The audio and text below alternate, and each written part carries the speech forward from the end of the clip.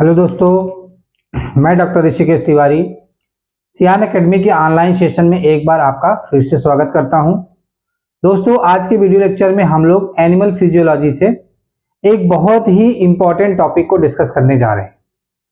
यह टॉपिक जो है एक सुपर कॉन्सेप्ट के साथ हम लोग पढ़ेंगे। आज बहुत मजा आने वाला है। तो यहाँ पे हम लोग देखेंगे कि ब्लड कोगुलेशन के बारे में हम लोग पढ़ते हैं। जैसे हमारा तो ब्लड वेसल्स है, किसी भी तरीके से अगर कट जाता है, उसके अंदर इंजरी हो जाती है, ब्लड वेसल्स में इंजरी हो जाती है, तो ऐसे कंडीशन में हमारा जो ब्लड है वह ऊज आउट करने लगता है, मतलब बाहर निकलने लगता है, फ्लो करने लगता है फ्रॉम द ब्लड वेसल्स।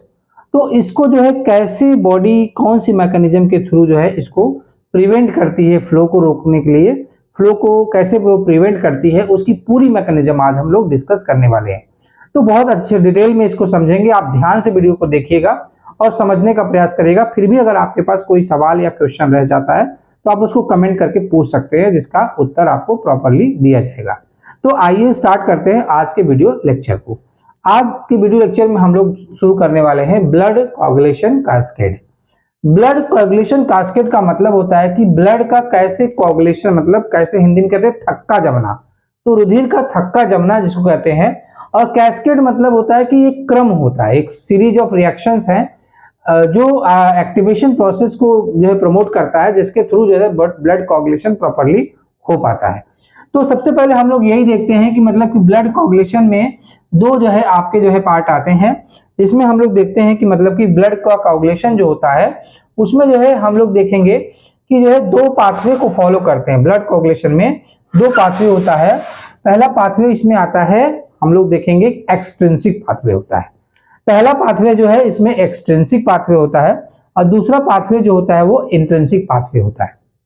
जो एक्सट्रिंसिक पाथवे है वह कम फैक्टर से होकर के कंप्लीट होता है। और इसमें ये जब हमारा ब्लड वेसल्स इंजर्ड होता है तो सबसे पहले एक्सट्रिंसिक पाथवे ही एक्टिवेट होता है। एक्सट्रिंसिक पाथवे को एक्टिवेट होने में 30 सेकंड का ही समय लगता है, बहुत कम समय लगता है। और एक्सट्रिंसिक पाथवे जो फैक्टर 3 से एक्टिवेट होता है। तो सबसे पहले हम लोग देखेंगे फैक्टर क्या होता है। तो ब्लड के कोगुलेशन में लीवर के द्वारा, मेनली लीवर जो हमारा ऑर्गन है वह लगभग 13 फैक्टर्स को बनाता है, जिसमें 12 फैक्टर जो 12 फैक्टर होते हैं वो लीवर के द्वारा बनाए जाते हैं। और एक फैक्टर जो होता है वह हमारा प्लेटलेट्स बनाता है। प्लेटलेट्स से बनता है, मतलब प्लेटलेट्स में होता है, वो प्लेटलेट्स से रिलीज होता है। तो कुल टोटल फैक्टर हो जाएंगे 13, लेकिन एक फैक्टर प्लेटलेट्स बनता है और फैक्टर नंबर 6 नहीं होता है। तो मतलब कि कोई भी हमारे जो टोटल 13 फैक्टर है, तो नाम तो हम 13 कहते हैं, लेकिन जो फैक्टर नंबर 6 है वो कोई फैक्टर नहीं है, उस नाम का कोई फैक्टर नहीं होता है। तो मतलब 6 नंबर हमारा मिसिंग होता है फैक्टर में। और इसके बाद 1 2 13 नंबर तो दिया गया है, लेकिन टोटल फैक्टर है 12, जिसमें हमने आपको बताया कि 11 फैक्टर लीवर बनाता है और एक फैक्टर जो होता है वो कौन बनाता है, एक फैक्टर हमारा प्लेटलेट्स जो इंजर्ड होता है, प्लेटलेट्स के इंजर्ड होने से और बस्ट होने से वो आपका प्रोटीन के रूप में निकलता है, जिसको टिश्यू एक्टिवेटर या प्लेटलेट्स थ्रोम्बोप्लास्टिन कहते हैं। तो आइए समझते हैं बाकी पार्ट को। जैसे फैक्टर नंबर 1 कौन सा है। फैक्टर नंबर, पहले हम लोग फैक्टर को याद करने का प्रयास करते हैं। तो फैक्टर नंबर 1 फाइब्रिनोजन है। फैक्टर नंबर 1 फाइब्रिनोजन है। फैक्टर नंबर 2 प्रोथ्रोम्बिन या थ्रोम्बिन है। फैक्टर नंबर 3 जिसको मैंने आपको बताया कि factor number 3 tissue platelets thromboplastin है, जिसको टिश्यू फैक्टर कहते हैं। फैक्टर नंबर 4 हमारा कैल्शियम होता है। फैक्टर नंबर 5 जो होता है वो प्रोएसिलरीन होता है। और फैक्टर नंबर 6 जैसा कि मैंने कहा कि एब्सेंट होता है। प्लेटलेट नंबर जो होता है 7 जो होता है उसको प्रोकार्बोनेटिन कहते हैं। इसके बाद प्लेटलेट नंबर 8 9 10 11, तो प्लेटलेट नंबर 8 जो है वो आपका जो है हीमोफीलिया ई, एंटी हीमोफिलिक फैक्टर ए होता है। प्लेटलेट नंबर जो है आपका 9 जो होता है उसको स्टुअर्ट, उसको आपका जो प्लेटलेट 9 जो है उसको हम लोग एंटी हीमोफीलिया बी कहते हैं। प्लेटलेट नंबर 10 जिसको स्टुअर्ट पावर फैक्टर भी कहते हैं। प्लेटलेट नंबर 11 जो है आपका हीमोफीलिया सी होता है। तो इसी तरीके से प्लेटलेट नंबर 12 जो होता है हीमोफीलिया डी हैगमैन फैक्टर कहते हैं। और प्लेटलेट नंबर 13 जो होता है वह होता है fibrin stabilizing factor. There are 13 factor in which factor number 6 is absent. कोई भी 6 नंबर का प्लेटलेट नंबर नहीं होता है। रेस्ट जो है आपका 11 जो है प्लेटलेट 11 जो फैक्टर्स होते हैं वो लीवर से सिंथेसाइज होते हैं। एक फैक्टर जो होता है वो टिश्यू बेसिकली प्लेटलेट जो है से निकलता है, जिसको कहते हैं प्लेटलेट थ्रोम्बोप्लास्टिन। तो इस तरीके से देयर आर 13 फैक्टर्स जो आपके दोनों पाथवे में जो है एक्टिवेट होंगे, जो इनएक्टिव फॉर्म में रहते हैं। मतलब लीवर जो प्रोटीन बनाता है वो बेसिकली इनएक्टिव फॉर्म में रहता है, लेकिन जैसे जो है आपका एक्टिवेशन कैसे होगा वो हम देखेंगे।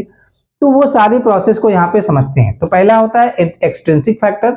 मैंने बताया कि एक्सट्रिंसिक फैक्टर जो होता है 30 सेकंड में स्टार्ट हो जाता है अपना एक्शन करना, और ये सबसे पहले प्लेटलेट थर्ड को एक्टिवेट करता है। प्लेटलेट थर्ड जैसे ही एक्टिवेट होता है वैसे ये 7 को एक्टिवेट कर देता है, और प्लेटलेट 7 10 को एक्टिवेट करता है। प्लेटलेट 10 जो होता है मतलब फैक्टर जो होता है 10 जो होता है मतलब 3 पहले एक्टिवेट होगा, और 3 के बाद मतलब जिसको हम कहते हैं टिश्यू जो है टिश्यू जो होता है थ्रोम्बोप्लास्टिन या प्लेटलेट थ्रोम्बोप्लास्टिन एक्टिवेट हो जाएगा, तो 7 को एक्टिवेट करेगा जिसको प्रो कन्वर्टिन कहते हैं, और फिर 10 जिसको स्टुअर्ट पावर या पावर फैक्टर के नाम से जानते हैं। जैसे ये 10 एक्टिवेट होगा तो वो 5 को एक्टिवेट कर देगा जिसको प्रो एसेलरीन कहते हैं, और ये 2 को एक्टिवेट कर देगा जिसको प्रो थ्रोम्बिन कहते हैं, और फिर वह 1 को एक्टिवेट कर देगा जिसको हम लोग कहते हैं जो है 1 जो है हमारा फाइब्रिनोजन को फाइब्रिन नेक्स्ट में बदल देगा। फिर फाइनली जो है फैक्टर नंबर 13 स्टेबलाइज करने का काम करता है। तो ये तो एक्सट्रिंसिक फैक्टर हमारा है ब्लड क्लॉटिंग। और जो इंट्रिंसिक फैक्टर होता है उसके लिए इंजरी जरूरी नहीं है, कि जरूरी नहीं कि बॉडी का कोई ब्लड वेसल्स इंजर्ड हो और ब्लड निकले तभी ये प्रोसेस हो। इंट्रिंसिक फैक्टर इंटरनल इंजरी के कारण भी एक्टिवेट होता रहता है। हमारी बॉडी में बहुत सारी एक्सटर्नल इंजरी भी होती है, बहुत सारी इंटरनल इंजरी होती है। इसको जो है आपका अपनी क्लॉटिंग टाइम को कंप्लीट करने के लिए 4 to 6 मिनट का टाइम लगता है। इसको याद करने का सिंपल तरीका समझिए कि यहाँ से देखिए 12 से आप डिक्रीज करते जाइए और 10 को मिस कर दीजिए। जैसे 12 सबसे पहले इसमें 12 एक्टिवेट होता है। 12 को एक्टिवेट कैसे करते हैं वो अभी हम देखेंगे कि 12 जो है कैसे एक्टिवेट होता है। फिर वो 11 को एक्टिवेट कर देगा, फिर वो 11 9 को एक्टिवेट कर देगा। 10 यहाँ पे मिसिंग है, बता दिया मैंने, तो 10 यहाँ पे मिसिंग है तो ये 9 को एक्टिवेट कर देगा, 9 8 को एक्टिवेट कर देगा, और 8 10 को एक्टिवेट करता है। फिर 10 5 को एक्टिवेट करेगा, जो है आपका 10 5 को एक्टिवेट करेगा, 5 2 को एक्टिवेट करेगा, और 2 1 को एक्टिवेट करेगा, फिर 13 जो है उसको स्टेबलाइज कर देता है। तो इस तरीके से इंट्रिंसिक और एक्सट्रिंसिक दोनों तरीके का ब्लड क्लॉटिंग हमारी बॉडी में होता है। दोनों की कंडीशन मैंने आपको बता दिया, दोनों की टाइमिंग में डिफरेंसेस है वो मैंने आपको बता दिया। अब चलिए इसको डिटेल में पढ़ने का प्रयास करते हैं। तो देखिए हम लोग देखते हैं कि जो हमारे जो है ब्लड वेसल्स के अंदर जो ब्लड फ्लो करता है वह जो है थिन रहे, वह थिक ना हो, और वह क्लॉट ना हो, कोगुलेशन ना हो उसका। तो उसको रोकने के लिए क्या किया जाता है कि ब्लड नॉर्मली हमारा फ्लो करता रहे ब्लड वेसल्स में, जब कोई भी प्रॉब्लम ना हो, कोई कटिंग नहीं हुई है, कोई इंटरनल इंजरी नहीं हुई है, तो ऐसी कंडीशन में कैसे ब्लड थिन रहेगा और कैसे वह एक्टिवली जो है ब्लड वेसल्स के अंदर फ्लो करेगा, उसके लिए कौन कौन रिस्पॉन्सिबल है यहाँ पे देखते हैं। जैसे हमने एक ब्लड वेसल का स्ट्रक्चर बनाया हुआ है इसमें देखिए पहला नाइट्रिक ऑक्साइड और प्रोस्टाग्लैंडिन जो होता है, प्रोस्टाग्लैंडिन जो है आपका I2 जो है, यह दो जो है आपके ब्लड वेसल्स से दो जो है केमिकल्स बनते हैं जो क्या करते हैं कि प्लेटलेट्स जो होता है उसको इनएक्टिव रखते हैं। क्योंकि प्लेटलेट्स हमारे ब्लड वेसल्स में पाए जाते हैं और प्लेटलेट्स ब्लड वेसल्स के पेरीफेरी होता है, सेंटर में नहीं होगा। जैसे हमारा कोई ब्लड वेसल्स है, जैसे हमारा ये ब्लड वेसल्स है तो इसकी पेरीफेरी में प्रेजेंट होता है, सेंटर में नहीं पाया जाता है। तो प्लेटलेट्स जो है को इनएक्टिव रखने का काम जो है ये दोनों केमिकल्स करते हैं, नाइट्रिक ऑक्साइड और प्रोस्टाग्लैंडिन। अब ये इनएक्टिव रखेंगे, पहली बात तो ये इनएक्टिवेट करता है प्लेटलेट्स को। साथ ही साथ यहाँ पे हिपैरिन सल्फेट जो हमारा एंटीकोगुलेंट है, हिपैरिन सल्फेट जो है एक जो है आपका जो है एंटी थ्रोम्बिन जिसको कहते हैं, थर्ड जो से कहते हैं, तो एंटी थ्रोम्बिन जो है थर्ड जो है आपका प्रोटीन जो होता है ये जो है हिपैरिन सल्फेट से बाइंड करके यह क्या करता है कि अगर ये जो है एंटी थ्रोम्बिन थर्ड जो है बाइंडेड रहता है हिपैरिन सल्फेट से, तो हिपैरिन जो है आपका जो है इनएक्टिव रखता है कौन कौन से फैक्टर को, factor number 2, factor number 9, factor number 10 को, जो कि ब्लड क्लॉटिंग के मेजर जो है यहाँ पे है, हमने आपको बताया था। तो इस तरीके से ये फैक्टर इनएक्टिवेट रहते हैं, प्लेटलेट इनएक्टिवेट रहता है। तो ना तो प्लेटलेट के एक्टिवेशन से कौन सा पाथवे स्टार्ट होगा, एक्सट्रिंसिक पाथवे, इनके एक्टिवेशन से कौन सा पाथवे स्टार्ट होगा, इंट्रिंसिक पाथवे। तो दोनों पाथवे यहाँ पे इनहिबिटेड रहता है बाय द इनएक्टिवेशन। तीसरा पॉइंट जो है आता है कि यहाँ पे प्रोटीन सी होता है, जिसको कौन एक्टिवेट करता है, जो एक्टिव रहता है, एक्टिवेट रहता है कैसे, थ्रोम्बिन सेकेंड जो है बाइंड करता है थ्रोम्बोमोडलिन प्रोटीन से। तो एक रिसेप्टर प्रोटीन है प्रेजेंट है endothelium of the blood vessels, जो किससे बाइंडेड रहता है, थ्रोम्बिन सेकेंड से, और फिर ये क्या करता है कि प्रोटीन सी को एक्टिवेट कर देता है, और जिससे जो है एक्टिव प्रोटीन सी क्या करता है, इनएक्टिव कर देता है फैक्टर जो है 5 और फैक्टर 8 को। तो फैक्टर 5 और 8 भी आप देख रहे हो कि यहाँ पे 5 तो कॉमन है और 8 जो है यहाँ पे देखो इंट्रिंसिक पाथवे के लिए भी आवश्यक है। तो यहाँ पे देखिए इनएक्टिवेशन की पूरी प्रोसेस यहाँ पे हुई है, जिससे हमारा ब्लड वेसल्स जो है में ब्लड इजीली फ्लो कर रहा है, एक नॉर्मल कंडीशन में फ्लो कर रहा है, मतलब अभी ब्लड क्लॉटिंग की प्रोसेस स्टार्ट नहीं हो रही है। अब ब्लड क्लॉटिंग कब होगा, जब भी हमारा ब्लड वेसल्स इंजर्ड होता है तो ब्लड क्लॉटिंग प्रोसेस स्टार्ट हो जाता है। तो इसके कितने चरण होते हैं, कितने स्टेप होते हैं वो देखेंगे। तो स्टेप्स ऑफ द ब्लड जो है कोगुलेशन कैस्केड। तो इसके पहले स्टेप को कहते हैं वैस्कुलर स्पाज्म कंडीशन है। सेकेंड स्टेप में हम पढ़ेंगे इसमें प्लेटलेट प्लग फॉर्मेशन को पढ़ेंगे। थर्ड स्टेप में हम लोग कोगुलेशन पढ़ेंगे। फोर्थ स्टेप में क्लॉट रिट्रैक्शन पढ़ेंगे और फिफ्थ स्टेप में फाइब्रोलिसिस। ये पांचों स्टेप होगा तभी एक क्लॉटिंग के बाद एक नॉर्मल ब्लड वेसल्स रहेगा। अगर ये कोई स्टेप मिसिंग हो जाएगा तो ब्लड वेसल्स में प्लग बनने लगेगा और ब्लड फ्लो प्रॉपरली नहीं कर पाएगा। जैसे यहाँ पे हम स्टेप वाइज बात करें तो यहाँ पे पहले स्टेप की हम बात करते हैं।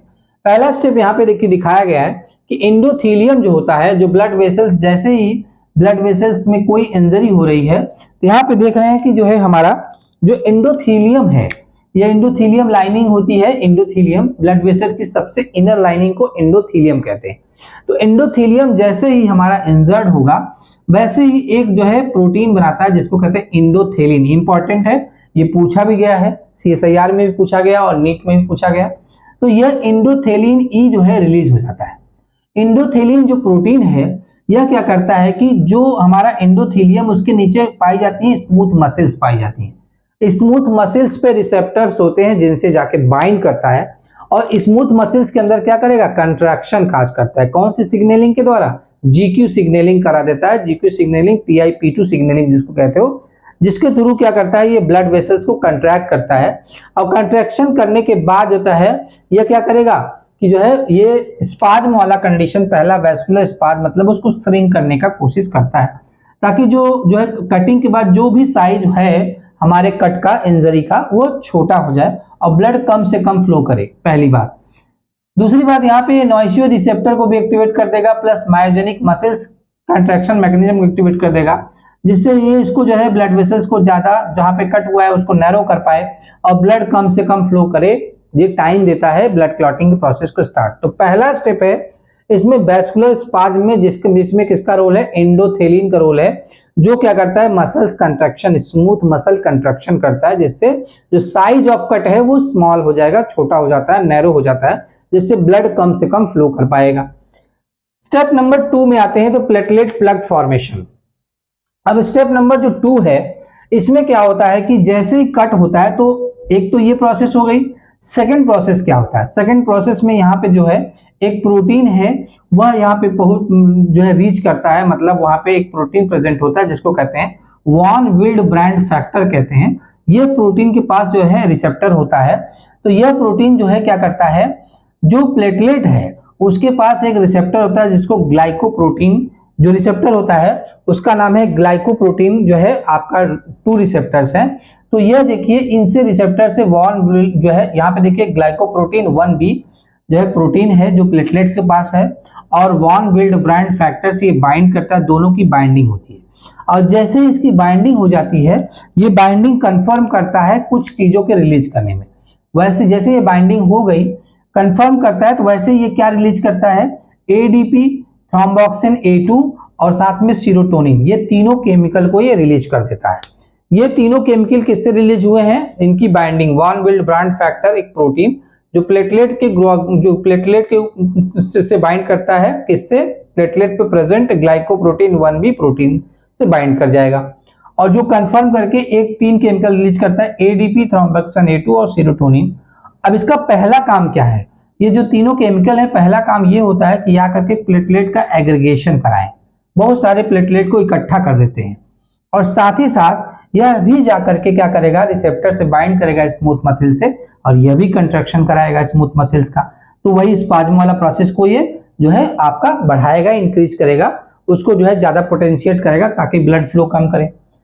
तो ये 2 स्टेप हो गया प्लेटलेट फॉर प्लग फॉर्मेशन। मतलब यह जो है इस चीज को जो है पहले एग्रीगेशन करके और फिर उसको जो है क्या करेगा, ला करके जहां पे कट रहता है वहां पे सारे को कलेक्ट कर देता है, तो एग्रीगेट कर देता है, प्लेटलेट्स को एग्रीगेट कर देता है, जो है हमारा कोगुलेशन का अगला स्टेप हो जाएगा। तो बहुत सारे जो है वॉन जो है विल्ड ब्रांड फैक्टर के साथ साथ देखो बहुत सारी प्लेटलेट्स आ गई हैं। और प्लेटलेट्स के बाहर की तरफ जो है आप देखेंगे, बाहर की तरफ जो इसकी मेम्ब्रेन होती है वह जो है फास्फोटाइडिल सेरीन जो है लिपिड होता है, जिसको हम लोग पीएस भी शॉर्ट में कहते हैं। पीएस नेगेटिवली चार्ज्ड लिपिड होता है, एक तरह का नेगेटिवली चार्ज्ड फॉस्फोलिपिड है। तो ये नेगेटिवली चार्ज लिपिड होता है, तो इसके चारों तरफ एक नेगेटिव चार्ज सरफेस बन, जैसे ही प्लेटलेट एक्टिवेट होकर के प्लग यहां से इकट्ठा हो जाता है, वैसे इसके बाहर की तरफ जो मेम्ब्रेन होती है उसके ऊपर नेगेटिव चार्ज आ जाता है, और यह नेगेटिव चार्ज ही एक्टिवेट कर देता है इंट्रिंसिक फैक्टर को। नेगेटिव चार्ज यहाँ पे इंट्रिंसिक जो है आपका जो है cascade of the blood coagulation को स्टार्ट कर देता है, जो 12 से, जो फैक्टर 12 से स्टार्ट होता है, एक्टिवेशन ऑफ फैक्टर 12। तो एक्टिवेशन ऑफ फैक्टर 12 किससे हो रहा है? एक्टिवेशन ऑफ फैक्टर 12 जो है takes place with the help of this negative charge which occurs by the aggregation of the platelets on the जो है आपका cutting area as the plug जो है प्लेटलेट प्लग के रूप में। तो यहाँ पे नेगेटिवली चार्ज हो गया, that activates the factor 12 into the आपका एक्टिव जो है फैक्टर 12 फैक्टर में कन्वर्ट कर देता है। फैक्टर 12 हैगमैन फैक्टर है, जिसका नाम हैगमैन फैक्टर भी कहते हैं, या एंटी हीमोफिलिक जो है आपका डी फैक्टर भी कहते हैं इसको। और दैट इंटर्न एक्टिवेट जो अगले में किसको एक्टिवेट कर देता है? फैक्टर 11 को। फैक्टर 11 को एक्टिवेट करेगा, और मतलब कि फैक्टर 11 जो है क्या करेगा, यहाँ पे जो है एक फैक्टर 8 है के साथ जो है यहाँ पे प्रोटीन फैक्टर 3 फैक्टर 11 और जो है यहाँ पे फैक्टर 3 प्लस प्रोटीन फैक्टर 3 जो है आपका 3 तीनों मिलकर के फैक्टर 9 को एक्टिवेट कर देते हैं। फैक्टर 9 जैसे एक्टिवेट होगा वैसे ही जो है ये फैक्टर 9 क्या करता है? फैक्टर 10 को एक्टिवेट करेगा, जिसके साथ भी कैल्शियम और जो है कैल्शियम और प्रोटीन आपका 3, इसके साथ साथ इसमें जो है आपका 10 तो रहेगा ही। तो ये इनएक्टिव 10 को एक्टिवेट कर देता है एक्टिव 10 में। फिर 10 किसको एक्टिवेट करेगा? 10 जो है आपका 5 को एक्टिवेट करेगा। 5 किसको एक्टिवेट करेगा? 5 जो है आपका 2 को एक्टिवेट कर देगा। 2 का एक्टिवेशन हो गया जो प्रोथ्राम्बिन एक्टिवेटर, और 2 किसको एक्टिवेट कर देगा? 2 प्रोथ्राम्बिन एक्टिवेटर भी है, तो 2 1 को एक्टिवेट कर देगा। 1 जो है फाइब्रिनोजन जो है, 1 क्या है? फाइब्रिनोजन है। 2 क्या है? प्रोथ्राम्बिन है। प्रोथ्राम्बिन थ्रोम्बिन में कन्वर्ट हो जाएगा, तो यह किसको एक्टिवेट करेगा? आपका 1 को। 1 फाइब्रिनोजन है। फाइब्रिनोजन एक जो है आपका सॉल्युबल प्रोटीन है, ग्लोबुलर प्रोटीन है, जिसको ये क्या करता है जो है पॉलीमराइज कर देता है, जिससे ये सॉल्युबल से इनसॉल्युबल फाइब्रिन में कन्वर्ट हो जाता है, और यह फाइब्रिन क्या करता है? मेश बना देता है। मेश कहां बनाएगा? जहां पे जैसे मतलब कि यहाँ पे नेक्स्ट स्टेप में, तो पहला स्टेप 3rd स्टेप में देखिए आपका एक्टिवेशन प्रोसेस स्टार्ट हुआ, जो 4th स्टेप तक गया। 4th स्टेप में क्या हुआ है कि ये देखिए पूरा मेश का फॉर्मेशन हो गया, कि जो हमारा प्लग था उसके ऊपर पूरा मेश, उसको एक जाली जैसी संरचना नेटवर्क बना देता है, उसको जाली मतलब कि मेश बना करके उसको पूरी तरीके से क्लॉट को बंद कर देता है। ब्लड क्लॉटिंग स्टॉप हो जाएगा इससे। और साथ ही साथ जब फाइब्रिन बना और वो मेश बन गया, तो उसको जो है स्टेबलाइज करने के लिए फैक्टर 13 भी एक्टिवेट हो जाता है, और फैक्टर 13 क्या करता है? उस जाली को पूरा कॉम्पैक्ट स्ट्रक्चर में कन्वर्ट कर देता है। इस तरीके से क्लॉट बन गया है, जिसको हम लोग कहते हैं क्लॉट कोगुलेशन कहते हैं, और फिर क्लॉट फॉर्मेशन हुआ, क्लॉट रिट्रैक्शन भी होगा। तो ये पूरा क्लॉट का फॉर्मेशन हो चुका है। अब जो क्लॉट बन गया है, अब इस क्लॉट के कारण जो है ब्लड का फ्लो करना बंद हो गया, जिसमें हमने देखा कि इंट्रिंसिक फैक्टर में 12 11 9 8 और 10 5 2 1 हो गया, और एक्सट्रिंसिक फैक्टर में केवल 3 7 का एक्टिवेशन हुआ तो फैक्टर नंबर 3 एक्टिवेट होगा और फैक्टर नंबर 7 जो इंटर्न जो है 10 को एक्टिवेट कर देगा, 5 to 1 का एक्टिवेट कर देगा।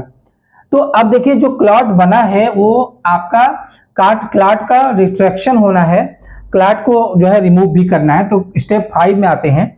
स्टेप 5 में देखेंगे कि जो ब्लड वेसल्स होती हैं उसमें एक प्रोटीन लगी होती है जिसका नाम है TPA, जिसका नाम है टिश्यू प्लाज्मिन एक्टिवेटर, जिसको कहते हैं टिश्यू जो है प्लाज्मिन एक्टिवेटर, प्लाज्मिनोजन एक्टिवेटर। तो टीपीए जो होता है, टीपीए क्या करता है कि जो है क्या करेगा कि प्लाज्मिनोजन को प्लाज्मिन में कन्वर्ट कर देता है। टीपीए एक्टिवेट होकर के प्लाज्मिन जो है आप प्लाज्मिनोजन को प्लाज्मिन में एक्टिवेट कर देगा और यह प्लाज्मिन जो होता है वो डाइजेस्ट कर देता है। मतलब जैसे ही क्लॉट पूरी से भर जाएगा वैसे ही एक प्रोसेस और होगा, इसको मैं स्किप हो गया। यहाँ पे जो है वैस्कुलर एंडोथीलियम ग्रोथ फैक्टर बनाता है और प्लेटलेट डिराइव्ड ग्रोथ फैक्टर होता है।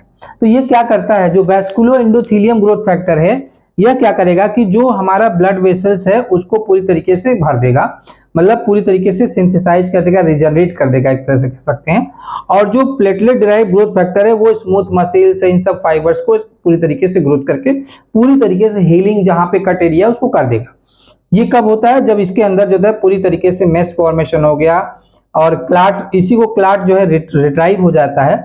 और फिर देन जो है क्या होता है कि तब फास्ट स्टेप आता है जिसमें टिश्यू प्लाज्मिनोजन एक्टिवेटर जो होता है वह क्या करता है, प्लाज्मिनोजन को प्लाज्मिन में एक्टिवेट कर देगा और ये प्लाज्मिन जब एक्टिवेट हो जाता है तो ये डाइजेस्ट कर देता है फाइब्रिन क्लॉट को। जैसे ये पूरा सिंथेसिस हो गया, जब यहाँ पे पूरा सिंथेसिस प्रॉपरली यहाँ पे हो जाएगा तो इस क्लॉट को हटाना है, क्योंकि नहीं तो ये ब्लड वेसल्स के अंदर जो है प्लग की तरह पड़ा रहेगा और ये ब्लड के फ्लो करने में क्या करता है, जो है आपका जो है रेस्ट्रिक्शन क्रिएट करेगा, जो है हिंड्रेंस क्रिएट करता है।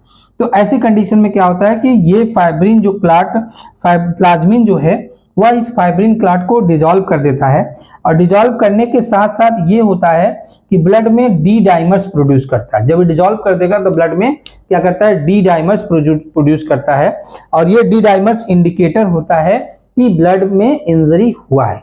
जितना ज्यादा डी डाइमर का कंसंट्रेशन रहेगा उतना ज्यादा माना जाता है कि क्लॉटिंग हुआ है, मतलब इंजरी हो रही है, चाहे इंटरनल हो चाहे एक्सटर्नल हो। तो इस तरीके से जो है आपको जो है 5 स्टेप में ब्लड प्रोसेस की पूरी ब्लड कोagulation की प्रोसेस होती है। पहला वैस्कुलर स्पाज्म, दूसरा प्लेटलेट प्लग फॉर्मेशन, तीसरा कोagulation ब्लड जो है, चौथा क्लॉटिंग रिट्रैक्शन, पांचवा जो है आपका फाइब्रिनोलिसिस। जब हम ब्लड टेस्ट करने जाते हैं तो वहां पे जो है जो भी ब्लड लेता है वो क्या करता है कि अगर आपका ब्लड टेस्ट में जो है अनकोगुलेटेड ब्लड से टेस्ट करना है, मतलब कि ऐसे टेस्ट करना है जिसके लिए कोagulation रिक्वायर्ड नहीं है, तो क्या करता है कि जो आपका जो है जो टेस्ट पैथोलॉजिस्ट होता है वो एक सीसी कांच की लेता है, एक छोटी सी ट्यूब वायल्स लेता है जिसके अंदर वो जो है आपका जो है एंटीकोगुलेंट डाल के और वो प्रॉपरली उसके सरफेस को जो है चार्ज को खत्म कर देता है, सो दैट कि वो ब्लड क्लॉट ना करे। अगर ऐसे ही ब्लड डालेगा तो ब्लड क्लॉट कर जाएगा, क्योंकि कांच का सरफेस नेगेटिवली चार्ज होगा और वो ब्लड को वो एक्टिवेट कर देगा फैक्टर नंबर 12 को, और जिससे फिर से इंट्रिंसिक कैस्केड एक्टिवेट हो जाएगा और ब्लड आपका क्लॉट कर जाएगा। तो अगर वो बिना क्लॉटेड, विदाउट क्लॉट जो है क्लॉटेड ब्लड का जो है टेस्ट करना है, ऐसे टेस्ट कुछ होते हैं जो बिना क्लॉट के होते हैं, ऐसे टेस्ट कुछ होते हैं जो क्लॉटिंग के बाद होते हैं। तो ये सीसी में जो रख के एंटीकोगुलेंट डाल के उसको सेक करना है, उसको चार्ज को खत्म करना रहता है। अगर नॉर्मली आप डालेंगे तो क्या होगा, चार्ज सरफेस ऑफ द आपका ट्यूब या vials activate the factor 12 which in turn activate the intrinsic pathway and result into the coagulation of blood। तो इस तरीके की प्रोसेस होती है। तो दोस्तों आज के वीडियो लेक्चर में हम लोगों ने ब्लड कोagulation को बहुत डिटेल से स्टडी किया है। आप ध्यान से सारे फैक्टर्स को लर्न करना है। 13 फैक्टर्स होते हैं जिसमें 6 नंबर का फैक्टर मिसिंग है। जो सारे फैक्टर लीवर्स के द्वारा सिंथेसाइज होते हैं एक्सेप्ट फैक्टर नंबर 3 जिसको प्लेटलेट जो है फैक्टर कहते हैं।